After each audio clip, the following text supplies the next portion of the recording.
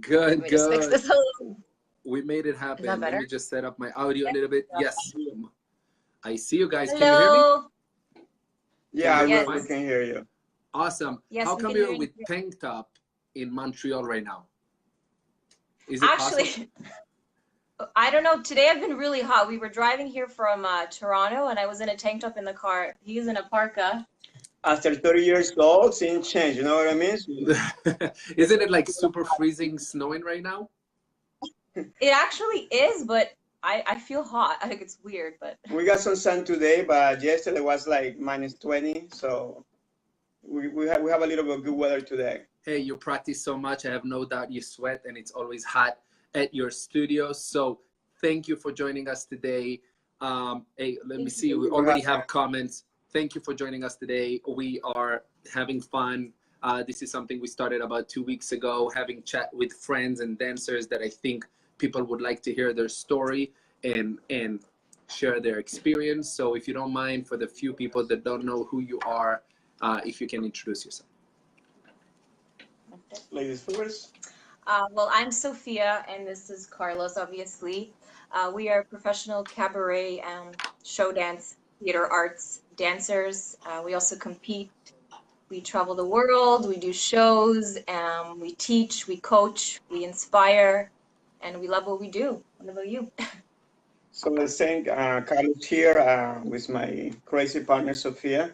So yes, we're a cabaret couple, and first of all, we're dancers, so we kind of like every kind of dance, and we have done pretty much every kind of dance. And as a dancer, our goal will be to inspire people to learn a little more our style of cabaret.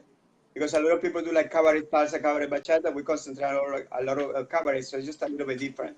What's the definition of cabaret dancers? Is it because of the lifts and tricks? You have to have like a history, like some, I don't know, you see the car routine. It's almost like acting and dancing at the same time. So usually we have a storyline through the lift and tricks. So it's not only lift and tricks. So it's more a little bit more theatrical. Yeah, that's the style that we like to focus on, like the theatrical aspect of cabaret. And each of our shows is actually quite different. So we do lifts and tricks and acro, but each show again is different. Like we recently, we did a routine where I was dying. Prior to that, we had a Black Panther routine. So I was a crazy Black Panther. So we try to make like a small moving in 4 minutes, you know what I mean? So that's a little bit of background of cabaret. Nice. So what got you into dancing, both of you? So I guess, Sophia, you start. Well, what got me into dancing is just a natural pull, a natural desire for dance and music. I started when I was 6 years old. I started dancing jazz, training in jazz, a little bit of ballet, and then I got heavy into salsa for about like, I don't know, 11, 12 years. That was my ultimate love. And then I met this one, and I fell in love with cabaret. Like, ultimately, it was just something that I really connected with. I loved the challenge of it, and I loved how different it was. And I always wanted to be very different from other people, and it was perfect. That's kind of where I'm at. I'm from Venezuela. Oh, okay, sorry. I just wanted to ask Sophia, is dancing something that you see at home?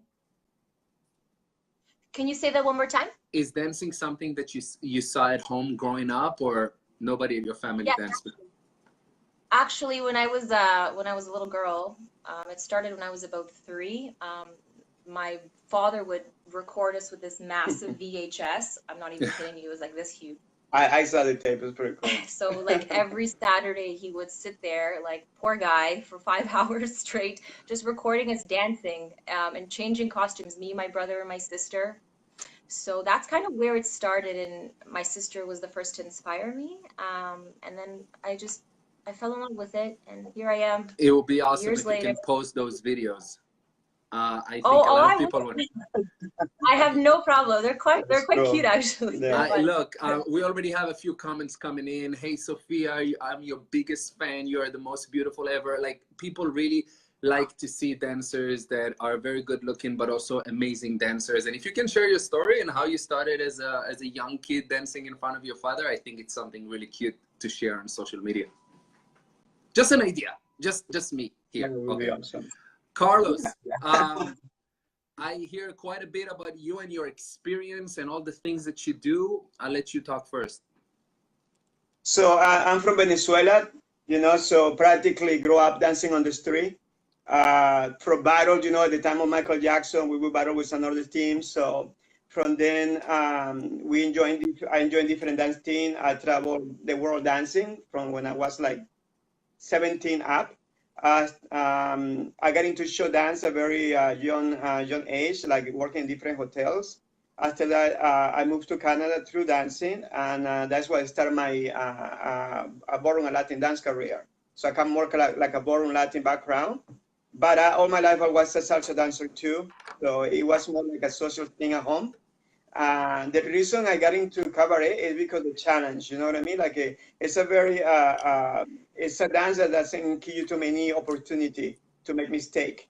So every time you do a lift and a trick, they have to be always on point. So I like that challenge, and that's how I get involved into cabaret dance, because I like the challenge, and you always have to be on point to be able to perform these lifts and tricks. So many people respect you in the scene. I guess you train a lot of people. You work with a lot of dancers beside your partners. Yeah, I think so. The one of the reason people respect me, because everybody say I'm a very tough coach, but I want them to make mistake on training and not mistake when they performing. So I teach a lot of professional, a lot of competitors, and yes, you know, I respect them as a dancer, but at the end of the day, I want to them to make sure that when they're in stage, you have one choice, one chance. So if you're not doing the right thing on training, you're not gonna do the right things on stage. So that is why I come across, and I think so that's what I gain a lot of respect for my students, and sometimes not even students, sometimes my partners, my coworkers, because we learn from each other. But even when I teach a professional guy, I want to make sure that what he's doing is proper. So usually I go to town on them. So that's just a little of my reputation. I was smiling here a little bit because Leo from my team just posted Venezuelan flags all over our feed, and he's smiling at me from the other room. There is something about Venezuelans; they love to share the love, right? Yes, yes, so true. So hey, to my people of Venezuela, hi guys, Oscar, Leo, Jeanette. Hey guys. We're going through hard times right now, but we'll be cool. Yeah. Few more days. I really hope so. I really hope so. So you got exposed to salsa because of Sofia, or you knew salsa before? I started actually, you know what? I think so. I did the first salsa congress competition in Canada, and I came in second place in that competition. So, but somehow I met somebody else in the ballroom dancing, and that's how I got into ballroom. But I was a salsa dancer too at young age. In Venezuela, not everybody, but most people dance salsa as a social scene. So you grow up with salsa and merengue. So it's a dance that you kind of know. But at the same time, because of ballroom, you have to teach salsa too. So it's a dance that I can do too. So yeah, of course, Sofia was an amazing dancer when I met her in the salsa scene. Thank you. You're welcome. So that's how I got more into the salsa world through Sofia. Sofia, you mentioned salsa was your true love or your first love. Something about love. You mentioned how much you love salsa. Hello? Yeah, can you hear me? Hi, Moshe. Is there? Moshe? I'm here. Can you hear me? Oh, we have some internet problem. Can you hear me now?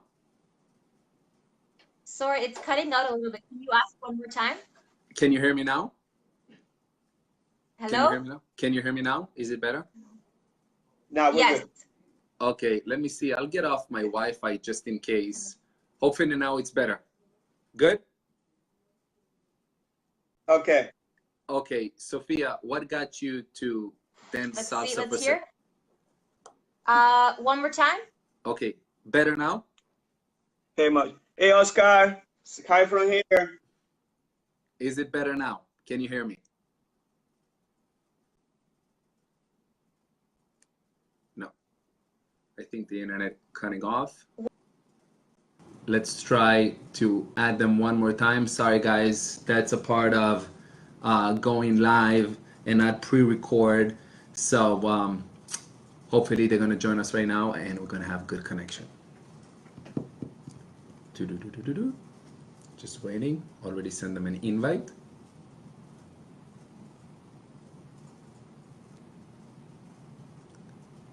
No, I cannot invite them.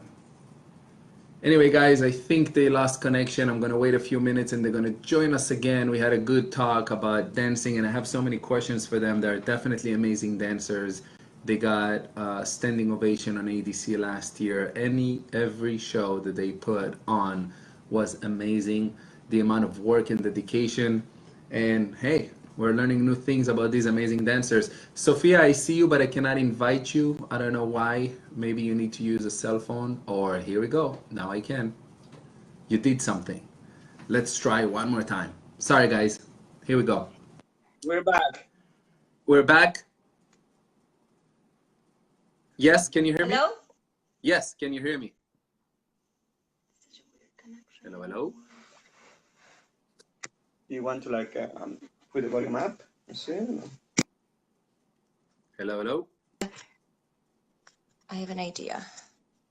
Okay. I have an idea. Okay, it's definitely the internet connection. That sucks.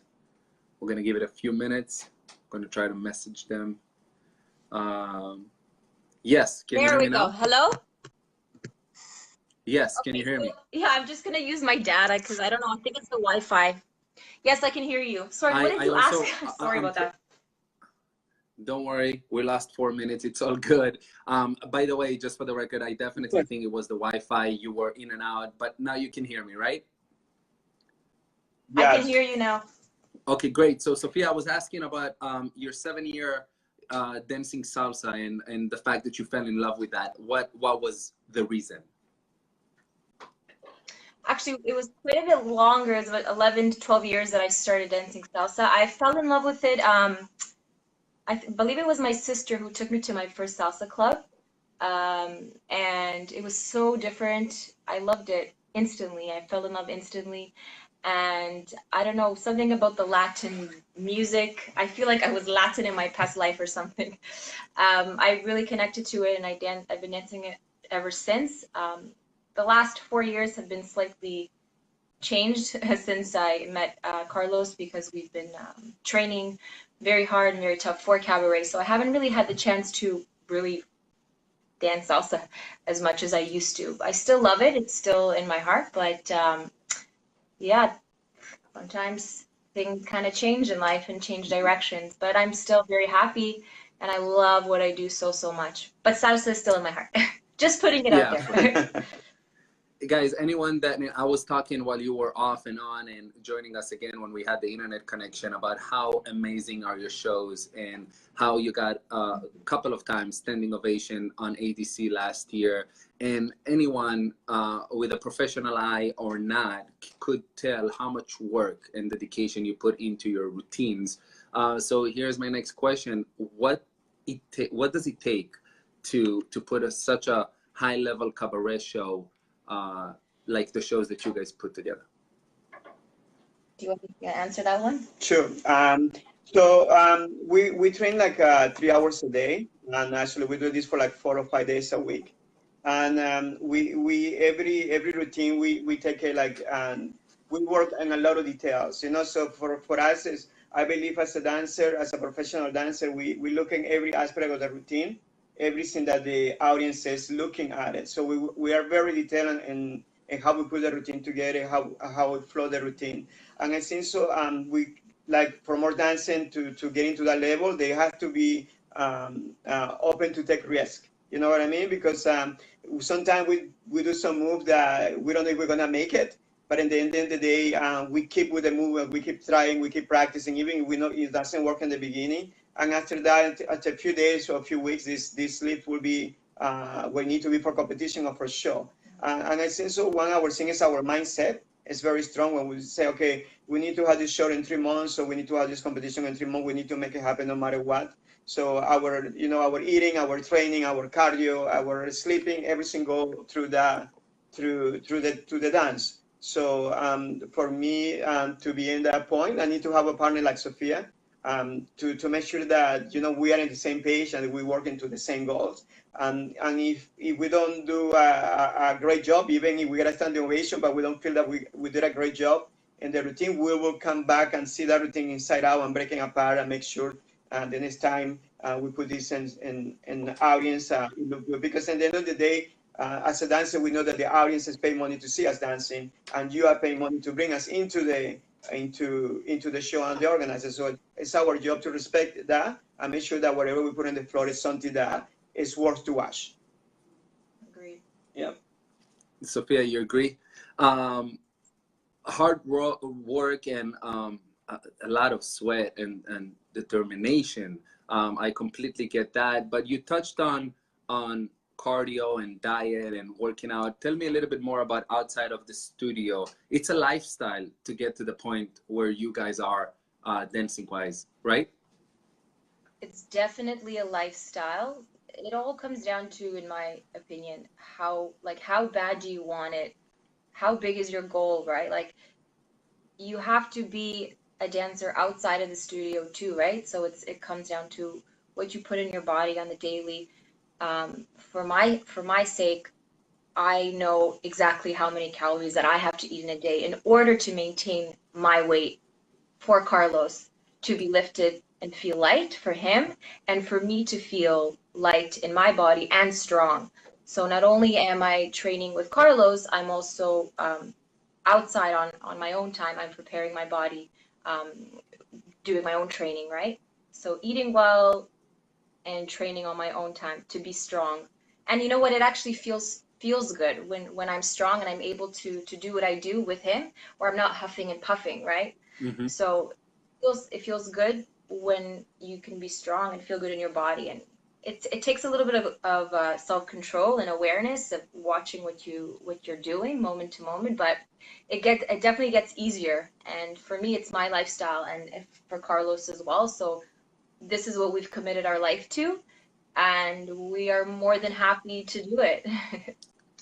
Self-disciplined at the highest level to do what you guys are doing. And how important you think diet and being in shape in order to become a good dancer? Okay. I believe, and this is what because at the same time we're competitor and dancer, we are teachers too. So we have a lot of pro competitors. So I tell my students, when you want to become a dancer, it's not only dancer. You have to make sure that you are in shape. It doesn't matter. We don't say overweight, or we don't say you have to lose 20 pounds. It's like this dancing is asking you to be at this shape, at this weight. Look this way, because we take every show almost as like you need to change your person. So it's not about if you need to be in shape or no. You say you are a professional dancer. In my eyes, it's so many things that you have to hit. You know what I mean? You have to hit your training. You have to look in your appearance, and you have to work out. We call our showmanship. So yeah, everything go together. And I think so. It's a very touchy topic sometimes about losing weight and being in shape. But the thing is, like, when we sign up for dancer, we need to know that the body is very important as you dance training. But you have to know, like, okay, this is another aspect of dancer that we need to cover. And it's not about, like, you can look beautiful, but maybe for your partner, you need to lose another 10 pounds to be able to do another move, or the person has to put more weight on it, So for us, being in shape is just another aspect of dancing as your musicality. So staying in shape and training hard is hard as is, but it's even harder when you travel so much. So just for all of your fans here that also traveling to congresses and really want to follow a schedule, how do you manage with all the traveling, airports, hotels? Do you stick to a specific schedule? In terms of diet? Diet, workout, yeah. My gut feeling is that you don't miss a beat. You still work out when you travel. And yes, of course. So let me take this. For example, let's see, we go to Aventura Cruise, you know what I mean? And we have a show tomorrow, at 9 in the evening, 10 in the evening. If we get into the cruise, I don't know, 11, 12 in the afternoon, we will be training that morning at 6 in the morning when nobody's there. If we have a show the next day, we will wait for everybody to go, so we train our routine. So your training is always has to be very important. Like you have to be, even you tired, even you are like, you haven't getting sleep. Sometimes even you cannot go to party. You training for that show need to be very important. So for us, first of all, it's like, okay, we set up our rehearsal time, our eating time. Okay, we need to get up at 4 o'clock because 4 o'clock in the morning, because that's the only time is nobody on the floor. That's the time we have to be. So, and I think so that why we're strong is because we respect that. We need to make sure that when we come into the stage, it's not like, okay, maybe we're ready, maybe we're not. So you have to create a schedule and you have to be really strong on it. And right now with too many shoes, so what can you eat? You can bring food with you. You can buy a lot of food everywhere. Like it's a lot of choice right now in this world to keep you diet on point. No, thank you for the information. As you can see, we talked quite a bit about it, and it's because I really want everybody to know. You have so many fans. I mean, you can look at the feed here, so much love you get. And I want people to know those 2.5, 3 minutes that you put on stage and everybody go crazy because of your show. It's a lot of work. It's a lot of dedication, and it's not just at the studio. It's also outside of the studio and when you travel. And I just thank you for sharing that. I think a lot of people enjoy it. Sophia, you wanted to say something? I cut you. No? I don't remember what I was gonna say. It's okay. I don't remember what I was gonna say. Nice. Okay, so what's next for you guys? Are you competing anywhere? No? Yes, we're actually in Montreal right now. We just arrived an hour and a half ago. We're going to be competing on Saturday. Carlos is also competing with his Pro-Am student on Saturday early in the day. So we're constantly traveling. You guys are non-stop. Yeah, so we have few competition lined up. We have Aventura Dance Cruise. Listen, Yay! You guys blow me away. Last time I'm so coming for a ballroom dance and I saw this Aventura Cruise. I'm like, what is this?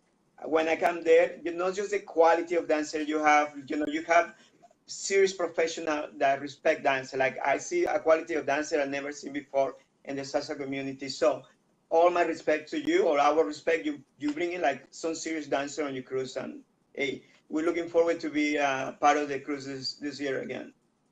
Thank you. I appreciate the comments. And yeah, you guys are those serious dancers that we're bringing on the cruise as well, because you guys are amazing.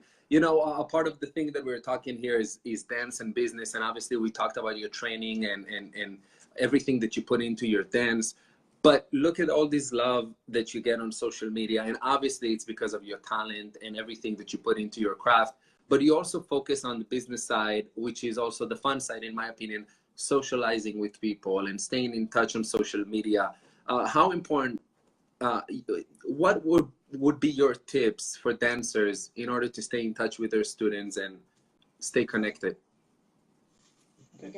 So I think so, you need to be humble, and you need to be, remember that you like, our way and the way that we work is that we can learn for everybody. We can learn for a pro dancer, we can learn for an amateur dancer, we can learn for a professional dancer.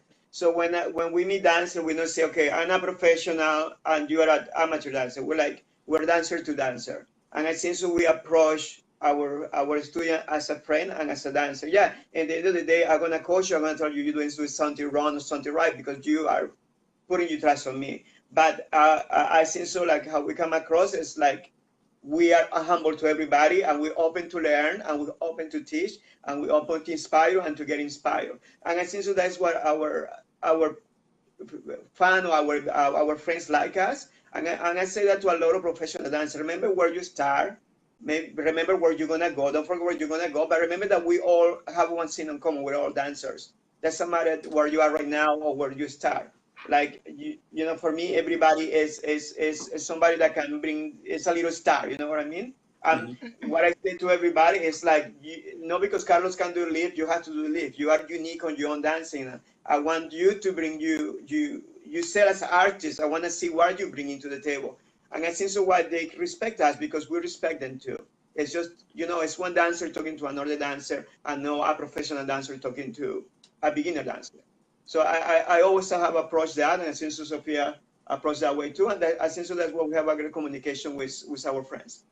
No, thank you for saying that. This is in continuation to a couple of live sessions that we had here this week with event promoters. And we talked about the fact that a lot of promoters are asking the dancers to be a part of the scene. And for some dancers, it's not coming, it doesn't come naturally like it comes to you. You actually enjoy to be a part of the party and connecting with your fans. And it's a big part of the event. And it's a big part of the success of a dancer, in my opinion, because yes, you need to put a good show. Yes, you need to be a professional. But if you don't become a part of the party, and if you don't go and people cannot see you and connect with you, I think you're missing on a lot of business, but also love and fans. Sophia, how do you feel about those dancers that decide to stay in the room after the show and not coming downstairs? I don't want to, it's a touchy topic because every dancer has their own thing. I mean, for us, as Carlos mentioned, we're very humble, and I'm not saying that others aren't. Maybe that's not their thing. They're more introverted, or they simply just want to go to sleep because they've had such a long day of rehearsals and performing. And I totally get that, because sometimes we feel like that too, where we want to crash after the whole day, right? But we understand that yes, we're being hired for this event, and people are coming to see us. They want to learn from us. They want to connect with us, and we do give people that chance, because at the end of the day, we also started somewhere, and they're starting from somewhere. So we all connect in that way. So we think it's important to connect to our fans, I guess, people, anybody really. So I believe as a professional, you need to like, you're an ambassador of your product, and you're an ambassador of the person that hiring you to put a show. And I see, so to respect, not just to organize, but to the people there. I think so you should be part of the scene. I don't care how tired you are. I don't care, like, sometimes we would having sleep 24/7, but we're gonna still be part of the scene.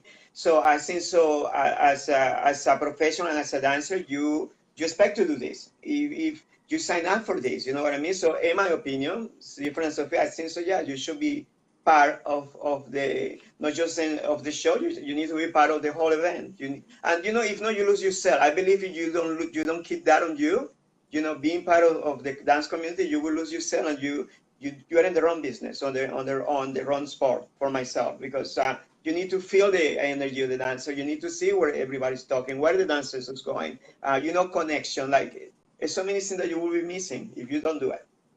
I agree 100%. I'm honestly, I don't know too many dancers that being a part of the event is not coming natural to them. Lucky for me, I just gravitate towards dancers like yourself that love to be a part of the event and connect with people. That's what we do on our cruise, especially when we're all spending so much time on one boat and ship, I should say.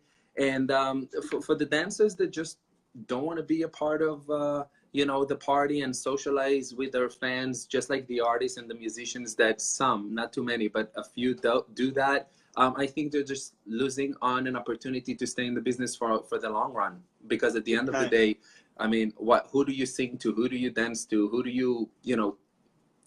you're trying to get people at your workshop. So, yeah. 100%. Agree 100%.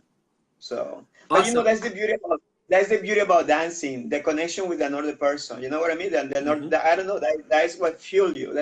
You're performing to inspire others, to spark something. So you don't have that. You just become an accountant. I think this is the one thing that makes dancing such a unique and, in my opinion, the best hobby that someone can have, or profession. I mean, you're super lucky if that's your profession. It's just the social aspect. There's no hobby out there, if it's golf or skiing or whatever, that within 1 hour you can meet 40 new people, 30 new people just by dancing with them. And the connection and the relationship and the humanness of dancing is just, there's nothing like it. That's why we all fell in love with dancing, I think. We have an experience. We went to do a workshop, and they were like a workshop, I don't know, thousands of what they were, lyrical dancers? We're doing lyrical kids. Right? Lyrical kid, okay. So this little girl, such a beautiful little girl. She, like, I said that we were socializing with her, and she started crying. Just say, I can't believe I met you. You know what I mean? And I'm like, wow. What are you talking about? But it's like you don't know the impact that you have into another people. Like, I don't seem like we're like, you don't need to cry for me, but you have to, they are there for you. And from that moment, it's like, wow, we make some, we might change some people's life in the dancing just to say hello, how are you? Just simple hello Just a is simple like hello. It just goes huge. so far. Sophia said that at the very beginning of this live feed, that you're in the business to inspire, and you inspire people in so many ways. If it's dancing, and obviously lift all of us up with a great show and a storytelling, but teaching social dancing. I had a person coming to me, and this is just the world that we're living in, that thanked me for commenting on his post. And it sounds very basic and funny, but yeah, you met a person and she started to cry and got very excited to meet you. So sometimes even a comment, being nice on social media, you have the power to inspire. Yeah, it's so true. And it can change somebody's life. Something so small could instantly make somebody click and change their life just by you doing that, right? Like 100%. It's so small. 100%. I want to give you guys a shout out, and that's a big part of why I was excited to meet you a little bit more here in this setting, because we just work and you come on the cruise and we never have a time to sit down and talk. I heard about you guys because of the love and respect that you have in the industry. We brought you on the cruise, luckily, and you put an amazing show, and then we got all the great feedback for everything that you do. And I just want to give you a great respect, because I don't know if you do it intentionally or it's just natural because you're so nice people. But like you said, you're humble, you are not asking for a lot, you coming, you do the work, and you leave a mark. You came on the cruise, you were a part of the party, you put an amazing show and a standing ovation, you killed it with your workshop. You've been, I see you in all of our videos. And this is just amazing. I wish more dancers would do that, instead of just asking and telling and promoting themselves being the best. You're just like, let us come, let us put a show, let us teach, and you just proved yourself. So that's amazing. I'm glad you're part of the cruise. Thank you. No, we're so happy to be there. We're gonna be there every year. Just buy a little cabin for us, because we're coming every year. 80 years. And also, I appreciate the fact that you spread the word and you bring your students on our cruises too. Again, it's like dancing is your business. Bringing people and touching their life through the events that we put together is our business, and we're supporting each other. And that's amazing. Are you excited about Cuba? Have you ever been in Havana? I've been to Veradero. I've never been to Havana. I'm very excited because obviously your cruises are amazing. The experience is unlike, in my opinion, unlike any other event that I've been to.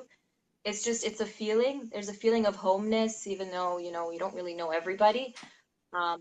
For me and Carlos, last year was our first time on Aventura performing together, and we connected with so many people, just like family, and we're still connected to them. So we absolutely love your event, and we're so excited for Cuba. So excited. I've been in Havana, and it's a party town. I love Havana. Wow. It's call it like it's a city of music and artists. Wherever you go, people play music or dancing or screaming at each other. But it's so Latin. It's so cool, and I can't believe you bring it over there, because I know that's not easy. So I don't know how you did it, but you made it happen. You made it happen. So this is Thank pretty you. cool. And, yeah.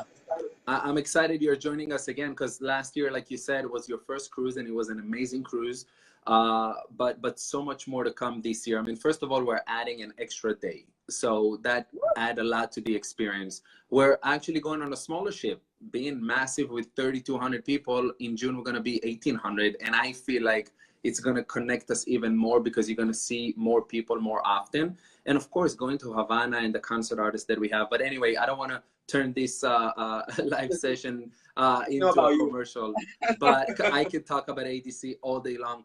Guys, so for the people that want to stay in touch with you, follow you, maybe message you and ask a question, how can people stay in touch with you and follow you? So we have our Facebook page. We have Carlos Sofia page. We also have on Facebook Carlos Sofia Show Dance. We have Instagram. It's Carlos and Sofia, one word. And we have our YouTube page, Carlos and Sofia Show Dance. So we have quite a bit of stuff out there for you guys to view and connect with us and get inspired. Awesome, guys. Thank you for joining. I hope you had fun. I had a blast. Keep up the great work, and I'm looking forward to see you in person in June. Thank you. Thank you so much, Moshe, for having us. Okay, take care, guys. Bye, guys. Bye-bye. Take care.